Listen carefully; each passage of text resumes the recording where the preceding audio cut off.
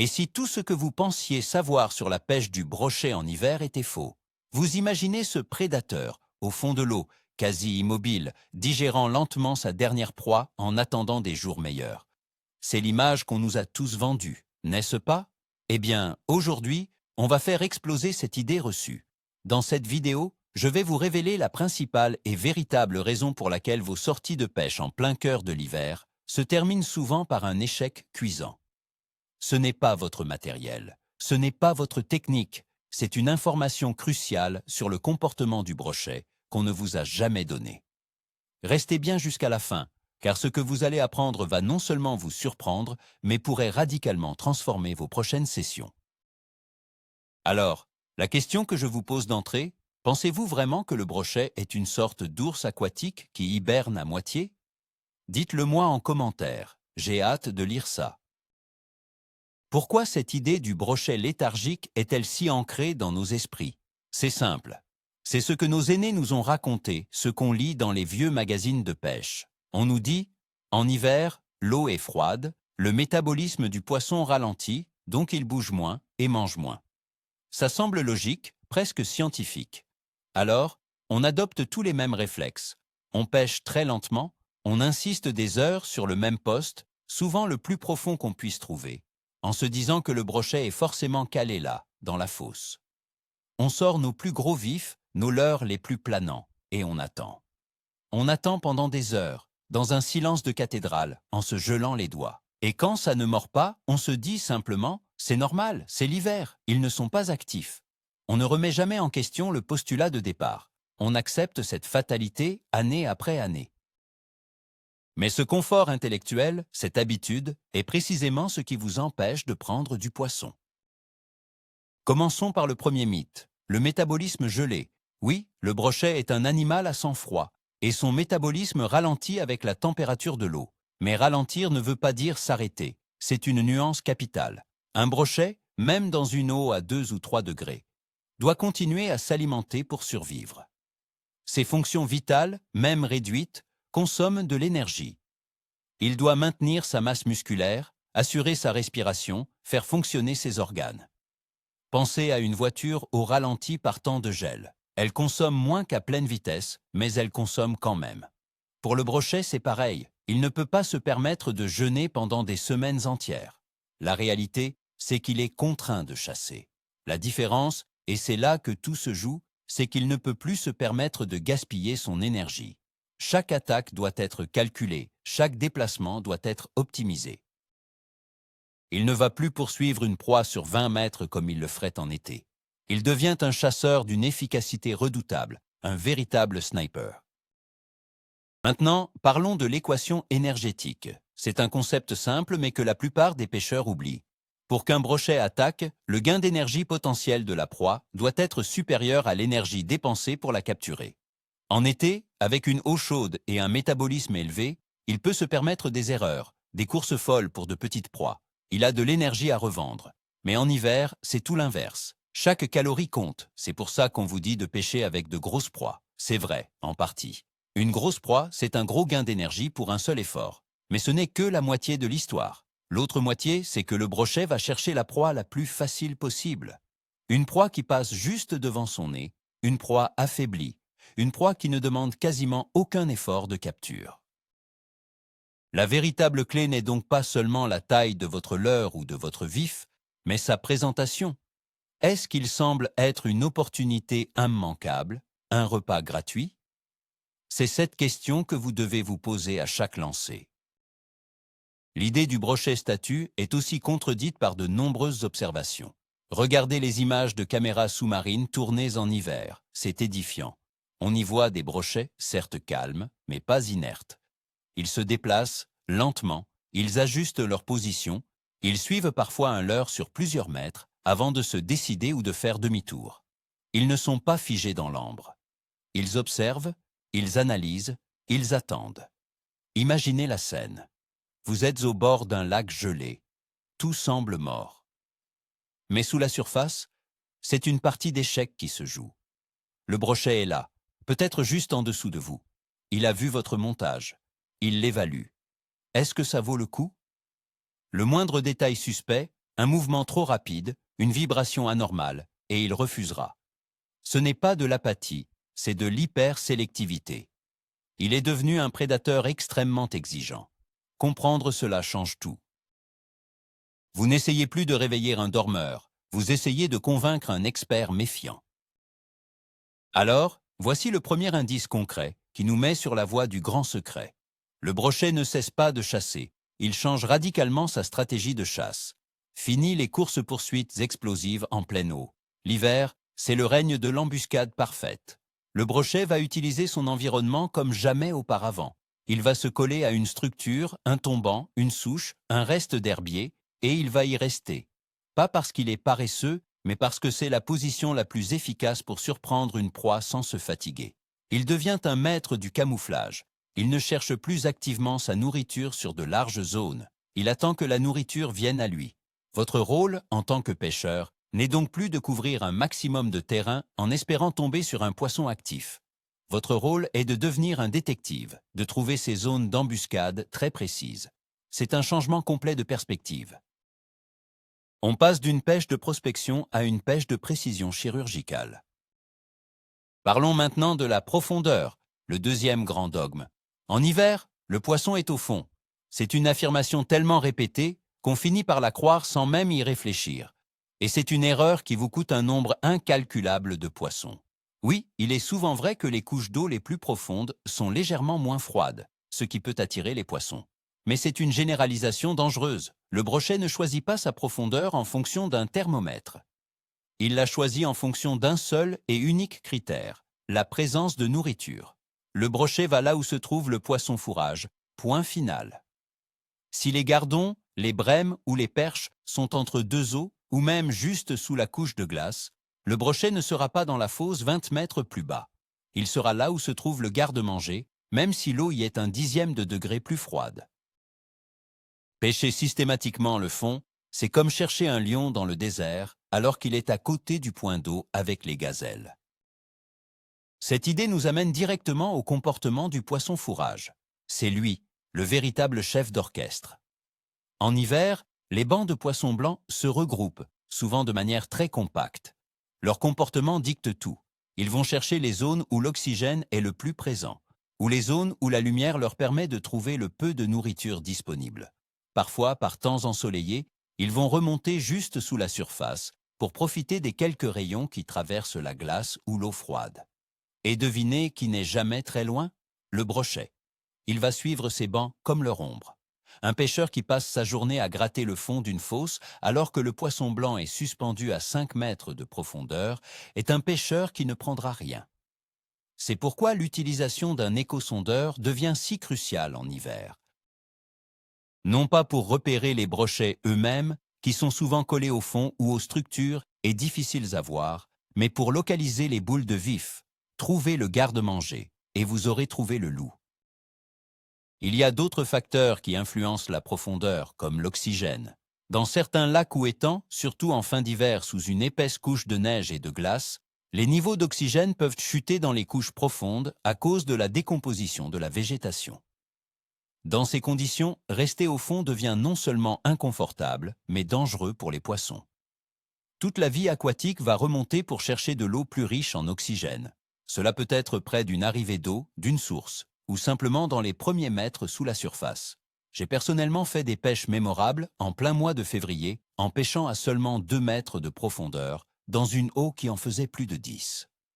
Tous les autres pêcheurs étaient concentrés sur le fond, persuadés que le poisson y était.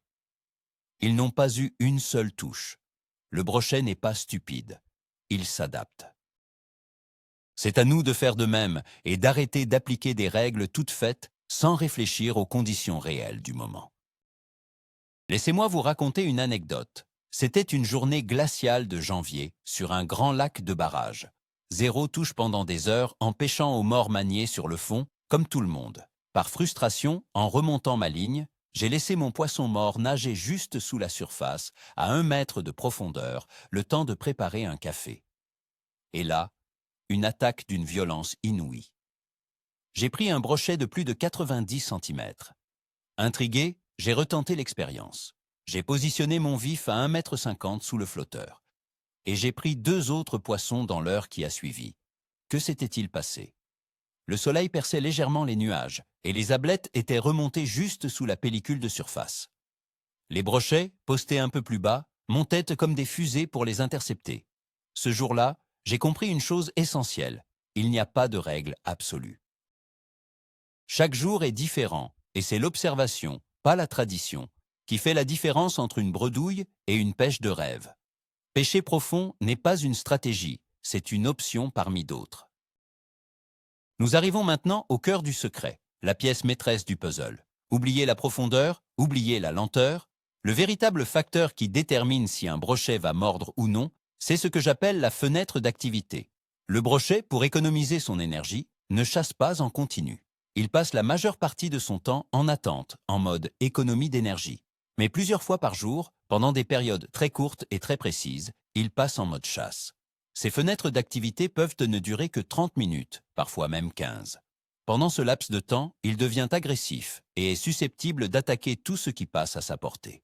Puis, aussi vite qu'elle s'est ouverte, la fenêtre se referme et il redevient passif.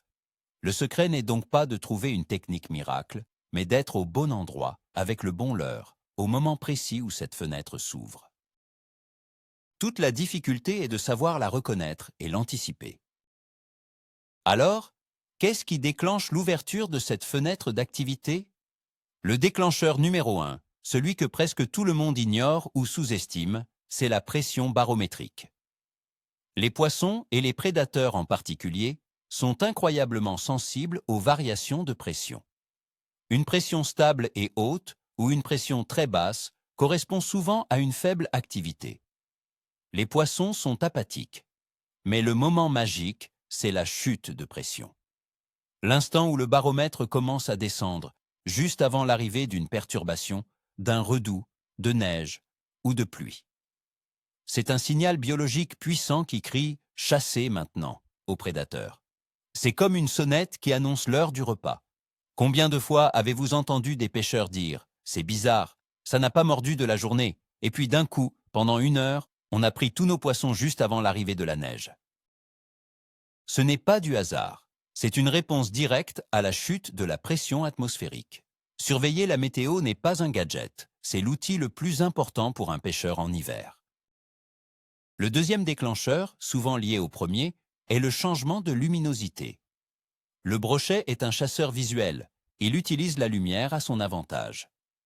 Les périodes classiques comme le lever et le coucher du soleil sont bien connues, mais en hiver, les choses sont plus subtiles. Une journée très ensoleillée avec une forte luminosité n'est souvent pas très bonne. Le brochet se sent exposé, et le poisson fourrage aussi. À l'inverse, un ciel qui se couvre soudainement, un passage nuageux qui fait chuter la lumière ambiante, peut déclencher une fenêtre d'activité instantanée. Le brochet profite de cette pénombre relative pour surprendre ses proies. C'est pour cette raison que les journées grises et couvertes sont souvent bien meilleures que les belles journées ensoleillées et froides.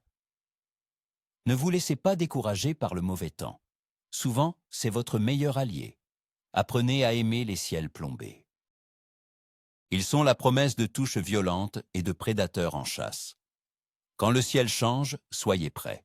C'est souvent à ce moment précis que tout se joue.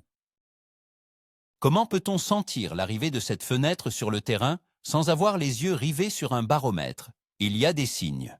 Le premier, c'est le comportement des autres animaux. Le vent qui se lève ou qui change de direction. Les oiseaux qui deviennent soudainement plus actifs ou qui, au contraire, se taisent et se mettent à l'abri. Ce sont des indices que quelque chose change dans l'atmosphère. Sous l'eau, si vous utilisez un échosondeur, vous pouvez parfois le voir directement. Le poisson fourrage, qui était peut-être dispersé et apathique, va se regrouper, devenir plus compact, parfois remonter dans la couche d'eau. C'est un signe de nervosité. Ils sentent bien que le danger est imminent, que les prédateurs se mettent en chasse. C'est à ce moment-là que vous devez redoubler de concentration. Ne changez pas de l'heure toutes les 5 minutes. Insistez avec une présentation en laquelle vous avez confiance. La fenêtre est ouverte. C'est maintenant ou peut-être pas avant plusieurs heures. Chaque lancé compte. Avec cette nouvelle compréhension, nous devons redéfinir ce qu'est un bon poste en hiver. Un bon poste n'est plus simplement une fosse profonde. Un bon poste est un endroit qui cumule plusieurs avantages stratégiques pour un brochet en mode embuscade, en attente d'une fenêtre d'activité. Pensez comme un sniper. Où vous placeriez-vous pour avoir une vue dégagée sur les zones de passage de la nourriture, tout en étant vous-même parfaitement camouflé et en dépensant un minimum d'énergie? La réponse est simple. Les structures. Une structure, c'est n'importe quel élément qui casse la monotonie du fond. Une rupture de pente, un tombant abrupt, un arbre immergé, une grosse pierre, l'entrée d'une baie, la pointe d'une île. Ce sont des aimants à brochet. Ils vont se positionner de manière à être cachés, souvent du côté le moins exposé au courant, et attendre qu'une proie passe à leur portée. Votre travail est de trouver ces structures et de les pêcher avec une précision diabolique. L'embuscade est la clé de tout. Le brochet va utiliser la structure non seulement pour se cacher, mais aussi pour canaliser ses proies. Prenez un arbre immergé. Le brochet ne sera pas n'importe où autour de cet arbre. Il sera probablement posté face au large, dans l'ombre d'une grosse branche, en regardant vers la zone où les bancs de vif ont l'habitude de circuler. En présentant votre leurre, vous devez imaginer ce positionnement. Un lancer qui passe à 5 mètres de l'arbre a peu de chances de réussir. Un lancer qui rase les branches, qui donne l'impression qu'une proie affaiblie cherche à s'y abriter, a toutes les chances de déclencher une attaque réflexe, même en dehors d'une fenêtre d'activité majeure. C'est une pêche qui demande de la finesse et de la connaissance du terrain. Il vaut mieux passer 1 heure à pêcher parfaitement une seule structure prometteuse que de passer une journée à lancer au hasard en plein milieu de nulle part. La qualité de la présentation prime sur la quantité de lancers. Et n'oubliez pas les herbiers. Beaucoup de pêcheurs pensent qu'en hiver, les herbiers sont morts et inutiles. C'est une grave erreur. Même si la plupart des plantes aquatiques brunissent et se décomposent, certaines espèces, comme les potamots, peuvent rester vertes une bonne partie de l'hiver. Ces quelques taches de verdure sont des oasis de vie. Elles produisent un peu d'oxygène, abritent des invertébrés et attirent donc le poisson fourrage. Pour un brochet, un herbier encore vert en plein hiver, c'est un restaurant 5 étoiles, ouvert toute la journée. Ils vont se cacher en bordure ou même au cœur de ces herbiers, parfaitement camouflés, en attendant qu'un gardon imprudent s'aventure trop près. Repérer ces zones est un avantage considérable. Avec des lunettes polarisantes par temps clair ou en observant attentivement votre échosondeur, vous pouvez les localiser. Pêcher lentement et précisément en bordure de ces herbiers est l'une des techniques les plus efficaces, mais aussi les plus négligées de la pêche hivernale. Je me souviens d'une discussion avec un vieux pêcheur au bord d'un canal en plein mois de février. Personne ne prenait rien. On pêchait tous de la même manière, au milieu du chenal, là où c'était le plus profond. Il est arrivé, a regardé l'eau, et a fait quelque chose de complètement différent. Il a mis un petit vif et l'a placé à moins d'1 mètre du bord, juste à côté d'une vieille souche que tout le monde ignorait. Je lui ai demandé pourquoi il faisait ça. Il m'a répondu « Le brochet, en hiver, c'est un feignant. Il ne va pas traverser tout le canal pour un casse-croûte. Il attend à côté de la route. » Moins de 10 minutes plus tard, son flotteur a disparu. Il a sorti un poisson magnifique. Ce jour-là, j'ai compris que la logique du brochet n'est pas la nôtre. Il ne pense pas en termes de profondeur ou de distance. Il pense en termes d'opportunité et de minimum d'effort. Cette petite souche était sa route. Il savait que tôt ou tard, quelque chose passerait par là. Il fallait juste avoir la patience et l'intelligence de le présenter au bon endroit. Alors, concrètement, comment on applique tout ça? La nouvelle stratégie est simple. Arrêtez d'attendre, commencez à chasser. Mais vous ne chassez pas le brochet, vous chassez les conditions et les postes parfaits. Avant même de partir de chez vous, regardez la météo, le baromètre. Prévoyez d'être sur l'eau au moment charnière, juste avant une chute de pression, pendant un changement de temps. Une fois au bord de l'eau, ne vous précipitez pas sur le premier poste venu. Prenez le temps d'observer. Cherchez les structures, les bordures d'herbier, les cassures. Utilisez votre écho-sondeur pour trouver les bancs de vif, pas forcément les échos de carnassiers. Une fois que vous avez identifié une zone à potentiel, pêchez-la méthodiquement, avec précision. Chaque lancer doit avoir un but. Et si au bout d'une trentaine de minutes, rien ne se passe et que les conditions sont stables, changez de poste. Soyez mobile. Il vaut mieux pêcher 10 postes parfaits pendant 20 minutes chacun que de s'acharner sur un poste médiocre pendant 4 heures. Arrêtez de croire que c'est votre nouveau leurre à 100 € qui va faire la différence. Votre matériel est rarement le problème. Vous pouvez avoir la meilleure canne et le meilleur moulinet du monde. Si vous pêchez au mauvais endroit au mauvais moment, vous ne prendrez rien. Le secret, ce n'est pas un truc, c'est une approche globale. C'est la compréhension du maillon faible dans le comportement du brochet hivernal, sa dépendance absolue aux fenêtres d'activité et aux postes d'embuscade. Votre temps est la ressource la plus précieuse. Ne le gaspillez pas. Concentrez vos efforts, votre énergie et votre concentration sur les moments et les lieux qui comptent vraiment. 1 heure de pêche intense pendant une fenêtre d'activité est plus productive que 8 heures de pêche passive dans des conditions défavorables. La pêche en hiver, c'est l'art de la patience active. Savoir attendre le bon moment et savoir frapper vite et fort quand il se présente. Si vous avez la chance de posséder un échosondeur moderne avec des technologies comme le side imaging ou le down imaging, utilisez-le intelligemment. Ne passez pas votre temps à chercher des arcs parfaits qui signalent un gros poisson. Servez-vous en comme d'un outil de cartographie et de détection de vie. Localisez les structures, les arbres, les roches, les anciens lits de rivière. Ensuite, cherchez la vie. Les nuages de poissons fourrage. C'est l'intersection de ces deux éléments qui vous donnera le point X, le poste à pêcher en priorité. Un gros chêne immergé, c'est bien. Le même chêne avec un nuage de gardons qui gravite autour, c'est un jackpot potentiel. Votre sondeur vous donne les yeux pour voir sous la surface. Il vous aide à comprendre pourquoi un poste est bon. Il transforme la pêche d'un jeu de hasard en un jeu de stratégie. C'est le meilleur investissement que vous puissiez faire pour décoder le mystère de la pêche en hiver. Finalement, le plus grand secret, c'est un changement de mentalité. Il faut cesser de voir le brochet comme une créature simple et prévisible, qui réagit toujours de la même manière au froid. Il faut commencer à le voir pour ce qu'il est. Un prédateur suprême, un maître de l'adaptation qui a survécu à des milliers d'hivers bien avant que nous n'inventions les cannes en carbone. Il n'est pas paresseux, il est efficace. Il n'est pas endormi, il est patient. Pour le déjouer, il faut penser comme lui. Il faut devenir un chasseur d'opportunités. Vous devez anticiper ses mouvements en fonction des conditions, comprendre sa stratégie d'embuscade et lui présenter une proie si facile, si tentante, au moment précis où il est prêt à passer à l'action, qu'il ne pourra pas la refuser. C'est à ce moment-là que la pêche cesse d'être une simple attente et devient une véritable partie de chasse intellectuelle. Et croyez-moi, la satisfaction de prendre un poisson dans ces conditions est 10 fois plus grande. Voilà, le secret est révélé. Le brochet en hiver n'est pas la brute endormie que l'on imagine. C'est un sniper, un opportuniste qui attend des conditions très précises pour chasser. Le voilà le moment de cette vidéo, c'est de comprendre que vous ne vous battiez pas contre le froid, mais contre le temps. Vous attendiez pendant des heures, alors que tout se joue peut-être en 15 minutes dans une journée. Le point de bascule, c'est de réaliser que votre baromètre et votre sens de l'observation sont plus importants que votre boîte de l'heure. Ce n'est plus où pêcher, mais quand pêcher. Cette seule prise de conscience peut transformer vos sorties hivernales de longues attentes frustrantes en expéditions chirurgicales et passionnantes. Vous ne subirez plus le temps, vous l'utiliserez à votre avantage. Merci infiniment d'avoir regardé cette vidéo jusqu'au bout.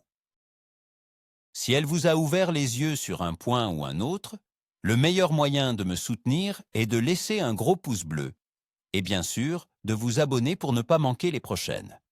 Et maintenant, c'est à vous de jouer dans les commentaires. Quelle est la plus grosse idée reçue sur la pêche en hiver à laquelle vous avez cru pendant des années? Partagez vos histoires, discutons-en ensemble,